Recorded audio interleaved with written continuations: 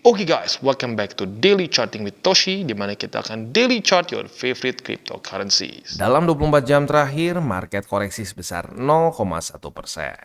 Dengan total market cap mencapai di angka 2,59 triliun US dollars. Nah, sebelum kita lanjut, seperti biasa mengingatkan lagi, cara termudah untuk mendukung TCI adalah dengan like dan juga klik hype button in every videos. Sip, kita masuk ke chartnya. Dan seperti yang kita bisa di sini, untuk BTC kemarin dia berhasil menyentuh 79.157 di week tertingginya ya. Jadi ini cukup mirip momentumnya seperti di tanggal 22 lalu tanggal 27 ya, di mana BTC mencapai di 79.000. Nah, tetapi sama seperti di tanggal 22, tanggal 23, tanggal 26, tanggal 27, tanggal 1 Mei BTC kembali ke reject oleh 78.709. Ini kayaknya salah satu resisten paling alot yang kita lihat di tahun ini ya. Sudah di retest banyak 1, 2, 3, 4, 5, 6. Ini arguably hari ke-7, tapi ya balik lagi belum close ya. Jadi ya kita lihat besok apakah ini akan menjadi hari ke-7 BTC ke reject oleh 78.709 ya. Karena ini cukup konsisten terus-terusan ke reject oleh tempat yang sama. Dan arguably minggu ini kita kayak yoyo ya, 3 hari turun, 3 hari naik, dan penurunan 3 hari ini basically almost exactly the same seperti peningkatan 3 hari di sini. Ya, benar-benar kayak yoyo, benar-benar kayak yoyo set. Nah, tetapi pertanyaan satu, yang pertama di daily adalah apakah ini akan menjadi suatu double top? Karena begini, ya dengan sangat jelas masih ke reject oleh resisten yang sama. Artinya apa? Artinya BTC belum berhasil membuat higher high juga kan? Ya. Nah, belum terbentuk higher high. Nah, jadi pertanyaannya adalah apakah jangan-jangan ini suatu double top? Itu yang pertama. Yang kedua, yang mungkin lebih penting lagi adalah apakah akan terjadi weekly close di atas atau di bawah dari BSB? Gitu. Kalau di atas dari BSB, berarti di atas dari 78.406 ya, untuk besok berarti jam 7 pagi. Kalau sampai di atas dari situ, artinya apa? Artinya BTC berhasil bertahan di atas dari BSB. Nah, kalau berhasil bertahan, apakah harus langsung mantul, langsung naik bang? Ya tergantung dia close-nya seperti apa. Kalau dia close-nya masih merah, contoh close-nya masih merah itu seperti apa? Ya di cycle sebelumnya nih, contoh paling gampangnya. Kalau dia hanya reclaim, ya karena kan reclaim terjadi nih. Di minggu ini kan terjadi nih. Atau lebih tepatnya minggu kemarin ya. Minggu kemarin terjadi reclaim. Nah, tetapi pertanyaannya adalah apakah BTC bisa mantul atau enggak? Karena kalau cuma reclaim itu baru setengah perjalanan. Kita sudah bahas dulu sebelumnya ya. Nah, dia butuh reclaim dan mantul seperti di sini. Nah, ini perbedaannya berhasil mantul sama kagak berhasil mantul ya. Sama-sama reclaim nih. Sama-sama reclaim.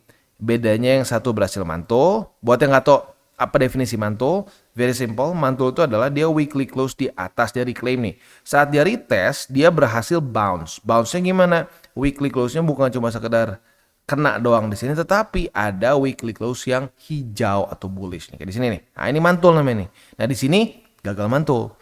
Nah, jadi sekali lagi, kalau sampai terjadi pantulan, nah baru ada possibility bisa naik. Kalau nggak terjadi pantulan, ya begini sayangnya ya. Nah, kalau sampai naik bang, andaikan nih, kita kan ngomong skenario aja bang, andaikan BTC berhasil weekly close di atas dari BSB dan mantul di BSB, kira-kira bang, BTC berpotensi bisa sampai kemana? Well, kalau kita ngomongin dari TA-nya, yang pertama mungkin ya ini sekarang lagi di retest sebenarnya sih di sini nih. Di 78.300, lalu ada struktur lagi di 80.700 plus ya 80.000 sebagai resisten psikologis juga tetap bisa kena di situ ya. Nah, lalu selain dari itu mungkin bisa juga sampai ke 87.200-an. Nah, maybe by that time MA50 juga sudah dekat-dekat di situ. Nah, kenapa Bang bisa sampai ke MA50? Ya, datanya sebenarnya nggak terlalu banyak sih sebenarnya ya. Cuman kalau kita di sini pernah kejadian di mana BTC itu reclaim BSB, tetapi setelah kerja MA50 di weekly drop lagi. Gitu. Jadi ya itu salah satu kemungkinan bisa sampai ke situ. Nah, tetapi balik lagi, yaitu kalau ngomongin dia bisa mantul.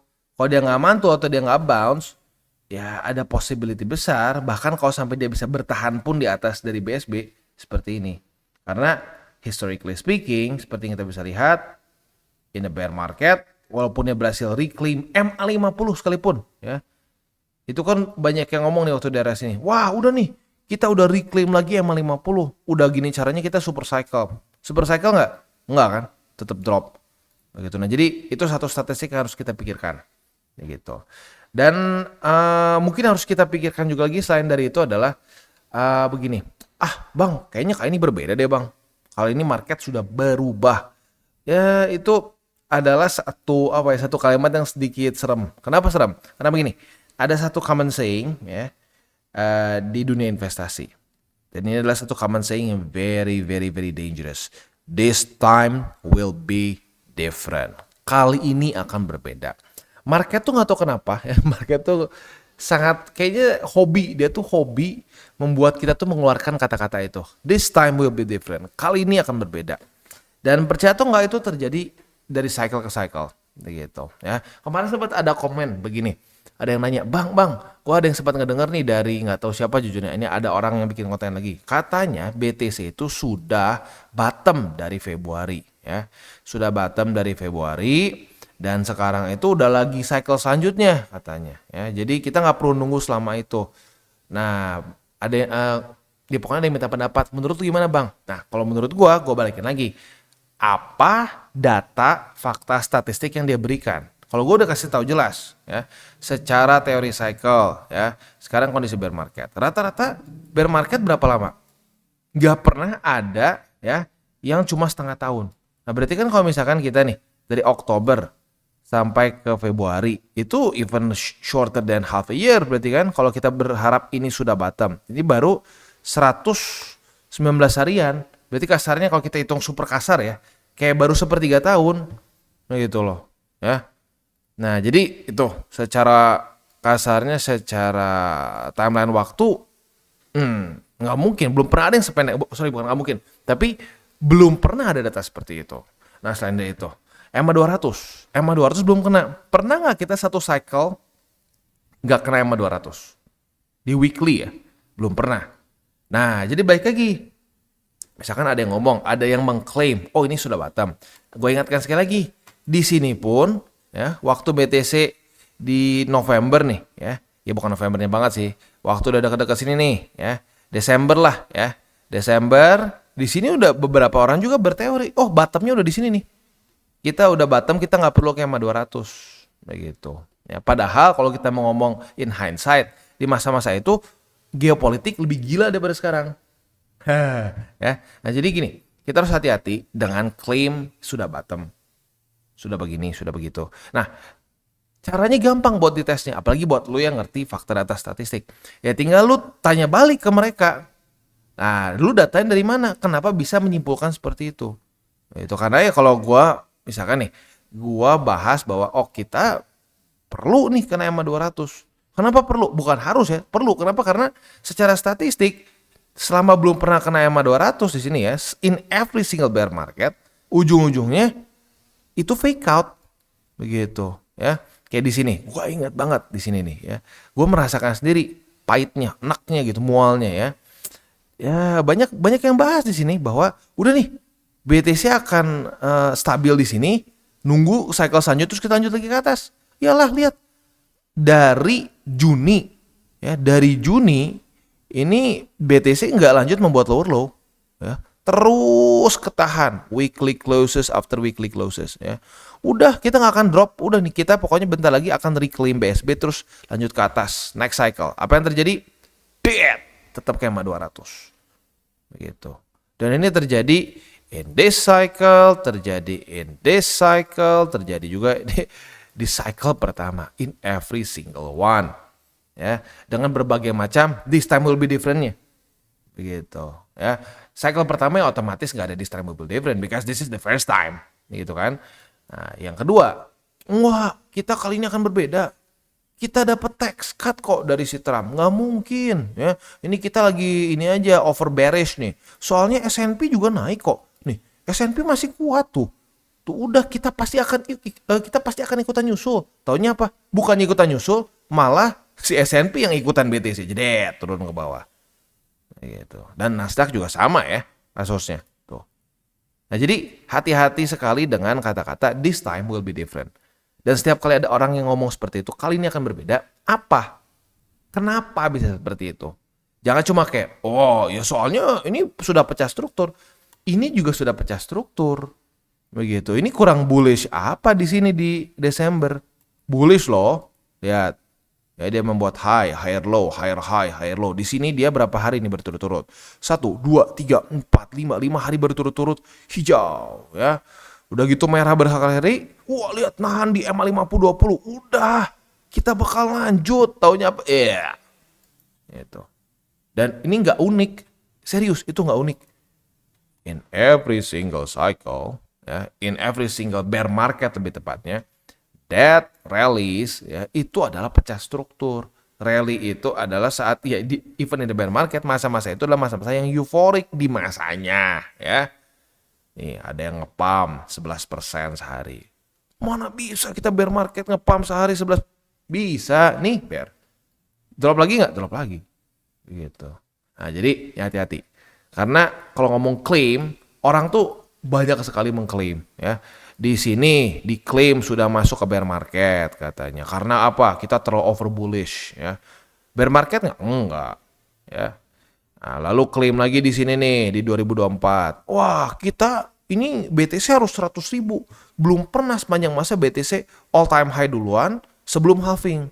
Taunya apa? Kagak kena tuh 100.000. Jadi orang berteori A, B, C, D, E, F, G boleh-boleh aja nggak ada masalah. Nah, tapi setiap kali lu jadi galau gara-gara nggak dengar teori itu, nah lu tanya balik ke mereka, kenapa seperti itu? Kenapa menurut lu kali ini akan berbeda jauh dibandingkan dengan sebelum-sebelumnya? Nah, kalau sampai dia aja nggak sadar ternyata kali ini dengan teori dia akan berbeda jauh dibandingkan dengan statistik-statistik sebelumnya, nah di situ mungkin lu harus berpikir, wah jangan-jangan nih orang belum terlalu ngerti market atau belum mendalami market sampai tahu seluk-beluknya, gitu.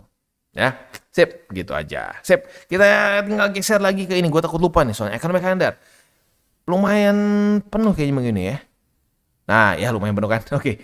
Jadi hari Senin besok nggak ada apa-apa. Hari Selasanya kayak ditumpuk nih. Jadi hari Selasa kita akan keluar data yang pertama adalah S&P Global Services PMI di jam 9 kurang 15. Lalu di jam 9 keluar new home sales. Lalu ada JOLTS job openings, ISM non-manufacturing prices dan PMI. Di hari Rabunya kita ada ADP non-farm employment change, crude oil inventories. Hari Kamis seperti biasa initial jobless claims. Dan di hari Jumat kita akan keluar average hourly earnings, non-farm payrolls, dan ada juga unemployment rate. Ya, tentunya yang gue pengen highlight beberapa adalah ini nih, JOLTS job opening, lalu si NFP di sini ya, ADP non-farm employment change. Bukan NFP, itu beda lagi. Ini si ADP ya, kosi NFP nih ya. Ini crude oil inventories juga, initial jobless claim, dan dua ini lagi nih ya. Kenapa? Karena rata-rata berhubungan sama labor market. Gitu, labor market dan mungkin satu nyempil ada urusan minyak nih ya. Ya jadi siap-siap lumayan padat untuk minggu depan. Oke, kita balik lagi ke chart, kita lihat dulu DXY. Untuk DXY dia itu ini terakhir Jumat ya. Ya kita lihat Jumat, apakah Jumat dia akan lanjut melemah atau jangan-jangan ini berpotensi untuk membuat double bottom. Ya pokoknya gini, DXY yang menguat in general not good untuk risk on asset. BTC, Index US, saham-saham US persatuan juga sama ya. Ya jadi ya kalau ya otomatis vice versa ya. Kalau dia drop itu akan cenderung bagus untuk risk on asset gitu. Next BTCD ya begitulah menguat lagi kemarin. Nah tetapi akhirnya hari ini mulai ada pelemahan ya. Ya tapi intinya satu, ini bear market apalagi dengan penuh ketidakpastian seperti ini, dominance cenderung akan naik. Ya kenapa ya? Simple, siapa sih orang yang memegang meme coins di masa-masa kayak begini? Ya kan megang BTC aja berkurang, apalagi megang meme coins gitu, megang lagi alts yang aneh-aneh.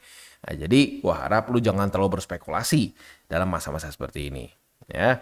Karena lu tuh kalau menurut gue ini ya, kalau lu mau berspekulasi di alts di masa-masa seperti sekarang adalah lu tuh kayak ada potensi tsunami, terus lu pengen pakai kapal kayak Skoci gitu yang kecil gitu ya. Yakin aja bang yang penting begitu ya. Ya yakin boleh.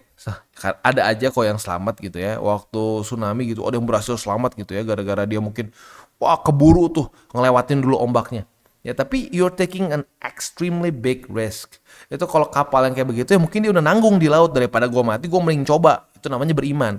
Tapi kalau lu melakukan sekarang nih ya, lu memaksakan beli alts yang aneh-aneh gitu ya. Jangan kan alts yang aneh-aneh, ETH aja gitu ya. Lu mengambil resiko yang berlebih even in ETH. ETH BNB itu yang udah kayak terbukti berkali-kali kan, ya.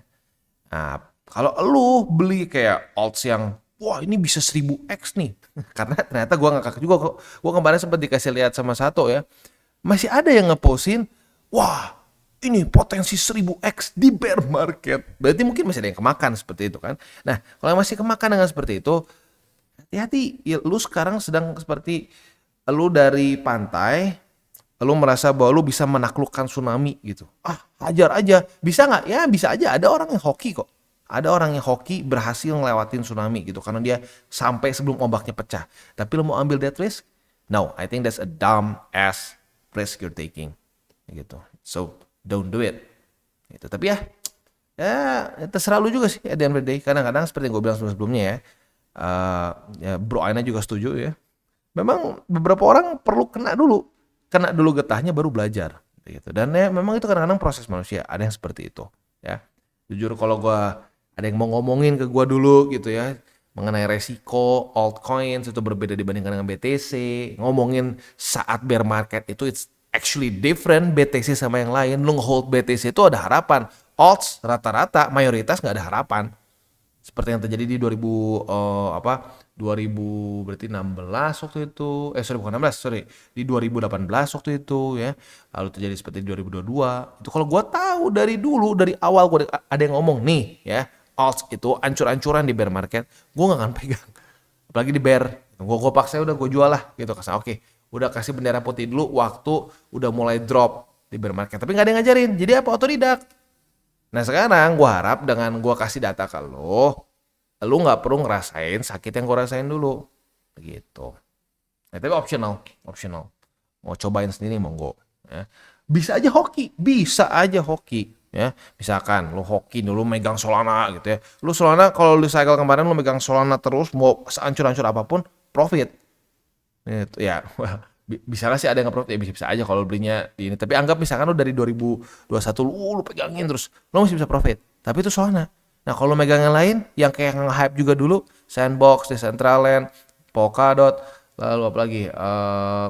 Dulu tuh ada FTM. FTM tuh masih oke lah ya. Masih ada beberapa lagi jauh lebih hancur. Meme coins, wah, inu tuh semua yang inu ya banyaknya jelek. Banyaknya boro-boro membuatnya all time high. Gitu. Dua ada satu lagi tuh, Radio Caca. Wah, Raca itu katanya. Alasan naik kenapa? Dipegang sama mamahnya Elon Musk. Kan konyol sekali gitu kan. Ya itu bisa berhasil kalau di bull market. In a bear market, it's just another shit coin. Ya, gitu. Jadi, hati-hatilah. Duit makin susah dicari, jangan dibuang-buang. Dah, gitu aja. Tip. Masuk kita ke buy limit. Sebelum kita masuk ke buy limit, seperti biasa gue akan disclaimer dulu bahwa semua konten dari TCI bukanlah financial advice. Ini semua bentuknya adalah edukasi. Lalu bagaimana cara mendukung TCI? Ada banyak caranya. Lu bisa like our video, bisa share our video. Itu juga bisa menggunakan link referral kita di bawah. Dan sekarang kita akan dengar dulu pesan-pesan dari sponsor kita pada hari ini. Freeze brought to you by Bybit. Di mana kita bisa trade berbagai macam asset class. Yes, asset class. Nggak hanya kripto ya, tapi tetap kripto masih menjadi yang paling utamanya.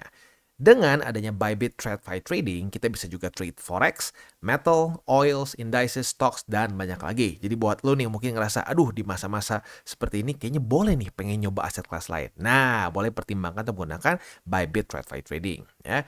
Tetapi buat lo yang nyaman di kripto, tenang ya. Semua tools sudah disiapkan oleh Bybit. Ya. Mulai dari yang paling simple, lo pengen trade spot, ya bisa. Lo mau trade futures, bisa. Ya. Dan di sini juga lo bisa settle-nya di USDT maupun USDC. Dan buat toolsnya sendiri ya lengkap, mulai dari copy trading ya, lalu juga di sini ada Trade GPT ya, di mana lo bisa trade menggunakan AI, trading bots ya, dan juga bahkan buat lo yang mungkin ngerasa aduh bang, gue belum pede nih bang trading futures, gue pengen latihan dulu ya, lo juga bisa pakai demo trading di sini. Jadi sangat lengkap sekali ya. Dan jangan lupa juga ya berbagai macam reward yang lo bisa dapatkan ya. Mulai dari welcome gifts, lalu event-event tertentu ya, silakan lo bisa pilih dan setiap bulannya, mungkin bisa ada yang baru-baru lagi juga ya. Dan juga ya di sini lu bisa juga belajar berbagai macam hal mengenai kripto dan bahkan lu bisa earn sampai 20 USD at least for now ya. Nanti kedepannya mungkin ada event-event lain. Sip. Jadi buat lu yang tertarik untuk menggunakan Bybit, pertimbangkan untuk menggunakan link reflector di bawah dan mulai trade di Bybit. Dan sekarang kita masuk ke BTC. Untuk BTC kita bisa lihat di sini ya kita dapat posisi short berarti karena sudah terjadi retest 1, retest 2 di angka 78.709. Nah, posisi short kita ini target TP-nya yang paling konservatif udah kena di sini ya. Walaupun nggak terlalu gede sih, tapi ya oke lah, tetap boleh 0,4%. Nah, selain dari itu target TP yang dekat-dekat tapi sedikit lebih di bawah dikit di sini ya. Udah dapat juga struktur di sini ya, berarti profit 0,5%. Nah, buat yang target TP-nya di 77.131 ya tinggal dipasang aja target TP-nya gitu. Jangan bandel ya. Tenang aja bang, gua pede ini bakal terus damo. Nggak, harus punya target TP. Nggak bisa cuma nanti aja bang kalau udah cukup. Nggak akan pernah cukup, percaya sama gua ya. Believe me, done that. Believe me, done that. Dan nggak mau ngelakuin lagi karena apa? Capek kalau lu nggak tahu SOP lu nggak lengkap. Lu cuma tahu masuk doang, nggak tahu keluar, hancur. Jangan ya. Oke, itu untuk posisi shortnya. Untuk spotnya ya ada di angka 77.131. EMA20 semakin dekat, jadi mungkin gue satuin aja. Lalu nextnya ada di angka 74.908. Oke, Ethereum. Untuk Ethereum kita bisa di sini kita sudah dapat posisi short karena sudah terjadi retest 1, retest 2 di EMA20 sebagai resisten. Nah, sekarang udah nyaris kena target TP. Udah dalam keadaan profit sebesar 1%. Nah, untuk kalian yang pegang shortnya ya target TP terdekat di angka 2.294. Mau lebih agresif, boleh pertimbangkan di struktur sini 2.264,7 atau di 2.252 ya. Jadi yang paling dekat di 2.254, lalu yang kedua di sini, yang ketiga di sini. Tinggal lu pilih sendiri. Otomatis makin ke bawah makin lebih besar resikonya ya. Sip. Ya ini juga jadi pembelajaran ya, bisa begini. Although almost 50-50 tapi ada resiko seperti ini. Kemarin kan kita bahas, bang boleh nggak bang kita buka shortnya tetap aja di sini di 2.294 karena kan ini tipis banget bang. Kalau tipis suka fake out. Memang benar suka fake out, tetapi ada juga seperti ini ya. Dan yang buat yang buka di EMA20 sekarang udah dalam keadaan profitable. Jadi ya lu harus tahu diri lu sendiri. Lu tuh risk taker medium aja atau lu konservatif gitu. Karena kalau lu sebenarnya konservatif memaksakan cara trading orang agresif, stres ya. Tip itu untuk setupnya. Selanjutnya kita tinggal masuk ke wejangan. Walaupun wejangan sih udah tadi gue udah taruh di depan juga lah ya. Ya mungkin nge-reinforce lagi di depan. Hati-hati ya. Di dalam kondisi bull market, bear market gitu ya. Itu akan selalu ada akan selalu ada teori-teori tertentu yang kasarnya belum banyak data gitu. Bisa nggak itu teori kasarnya bener? Bisa-bisa aja. Tetapi kalau tanpa backup data, tanpa statistik yang kuat, it's just random guessing kalau menurut gua ya. Kenapa? Karena kalau lu nggak punya data tertentu, lu bisa dapat satu conclusion, it's just guessing ya dong. Ya nggak? Coba kita pikir baik-baik. Itu. Misalkan ya, ada yang berteori bahwa wah ini pokoknya hari ini ya tim tim si A ini bakal menang.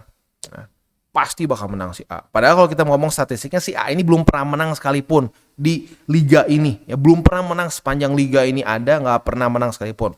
Tapi si A ini pokoknya si tim A ini bakal menang lawan si B. Si B itu udah juara 10 kali misalkan ya.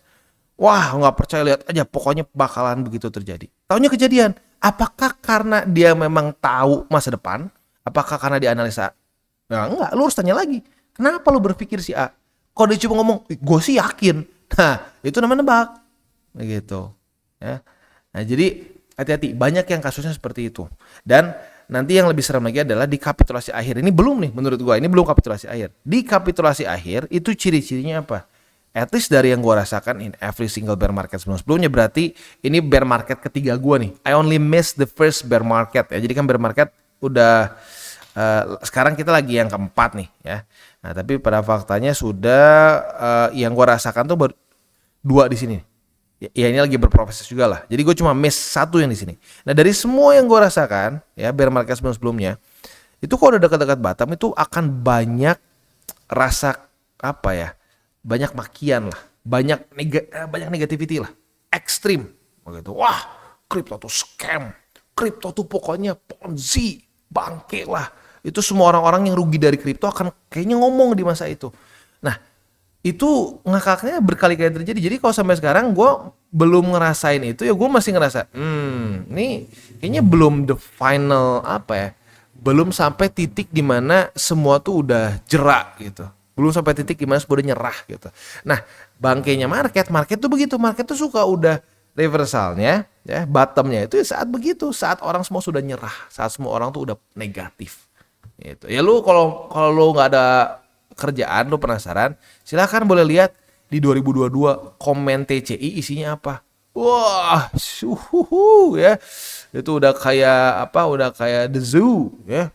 Wah, piplu. Dan ya nggak tahu nih. Kalau sekarang kan lebih kenceng nih YouTube. Kalau dulu nggak tuh. Wah, komen-komen semua gitu. Bangke lu pip pip pip keluar semua. Nggak ada health for review. Kalau sekarang kan lu keluar dogi dikit langsung ke health for review gitu kan. Wah, tapi di masanya luar biasa semua ngebacotinnya gila-gilaan. Dan yang ngakaknya banyak orang yang ngerasa kayak ngomongnya jadi kayak gue yang bikin mereka rugi gitu. Padahal ya gitu.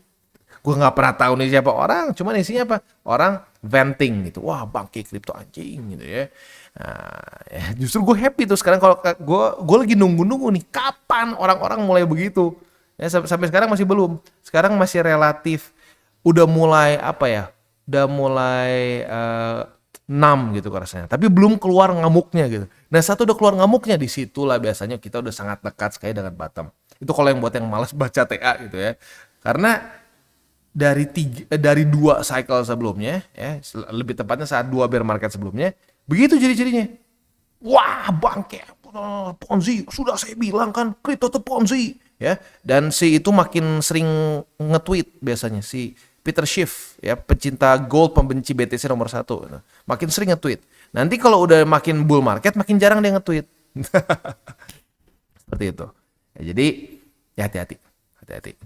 Akan penuh banyak emosi. Pucuk penuh emosi, bottom juga akan banyak emosi.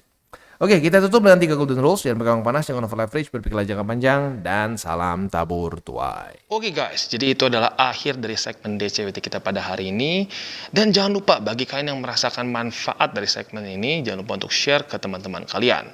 Dan apabila lu pengen mensupport channel kita, ya TCI, jangan lupa untuk menggunakan link referral kita di bawah. Nggak wajib ya, tetapi apabila lu menggunakan link referral kita di bawah, ada macam-macam ya, dari Bybit, Huobi, Maxi, toko kripto, dan banyak lagi ya. Ya, walaupun nggak wajib, tapi kalau menggunakan link referral kita, lu secara langsung membantu perkembangan dari TCI. Dan satu lagi, jangan lupa juga untuk join Telegram group kita, di mana kita bisa ngobrol-ngobrol santai mengenai dunia cryptocurrency secara dua arah. So, jangan lupa untuk like, subscribe, click the bell icon, and see you on the next video.